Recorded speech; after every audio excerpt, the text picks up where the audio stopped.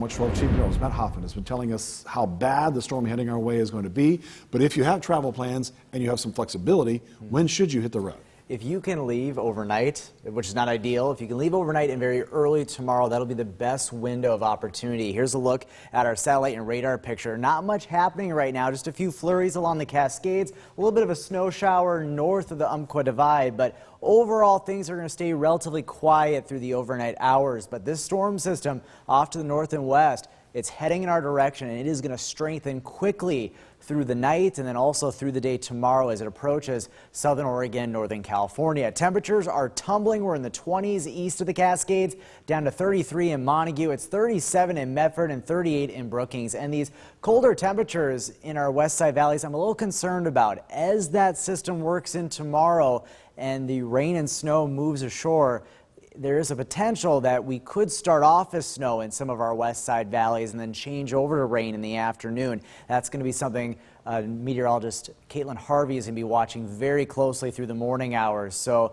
we will have a wintry mix going on, but higher elevations will definitely see snow tomorrow, and some of that snow is going to be very heavy. Tonight, lows falling down into the 20s and teens east of the Cascades will be very close to that freezing mark in Grants Pass and Medford. So here's a look at snow levels. This is tonight through tomorrow, and in the morning hours to midday, we could see that window where snow levels will be low enough where our west side valleys get impacted by snow, but then snow levels should come up a little bit as that area of low pressure moves ashore, and then snow levels bottom out tomorrow night down to about 1,000 feet. So we will get some snow accumulation in our west side valleys at least tomorrow night on into Wednesday, but there will be that window in the morning tomorrow. Windy and wet tomorrow. Travel conditions are going to go downhill quickly as we go through the day and then into the afternoon. High wind warnings in place for the coast and then some of our west side valleys. 60 to 70 miles per hour in our west side valleys. Those peak gusts, and along the coast we could be looking at 80-mile-per-hour wind gust or more. That's hurricane force.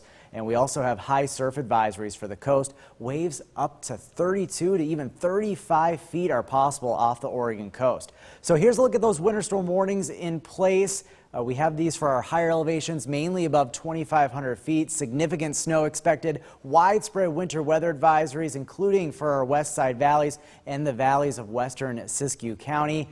Road conditions are going to go downhill quick tomorrow, and by Tuesday evening and Tuesday night could see dangerous road conditions due to snow, heavy snow, blowing and drifting of the snow thanks to some very strong winds. Here's a look at Stormcast. There comes the rain and the snow moving in along the coast pretty early, but by noon things are looking very wet across the area. Snow, and you can see that's why I'm a little concerned that we may start off as snow in Grants Pass and Medford, changing over to a bit of a wintry mix and rain, and then going back to snow tomorrow night on into Wednesday. So it's going to be a bit of a crazy stretch here over the next 48 hours. Snow amounts are impressive. We'll zoom in here. About 1 to 4 inches in our west side valleys, but Cascades over a foot of snow, 8 to 12 inches for the Siskiyou Summit, and some pretty impressive totals, especially down in Siskiyou County, the Mount Shasta area. We're looking at 1 to 2 feet of snow. So windy, heavy rain for the coast tomorrow, but the big story for the coast will be those very strong winds along Highway 101. Snowy for Northern California. Travel along I-5 is going to be very difficult tomorrow afternoon into Wednesday. The Klamath Basin will see accumulating snow, gusty winds, much colder temperatures behind this system as well for your Turkey Day. The Cascades, the passes are going to be a mess here the next couple of days, and the Rogue Valley also likely getting some winter impacts. More details on KDRV.com, and we will keep you posted through our newscast tomorrow. All right. Thank you very much, Matt. Busy week ahead.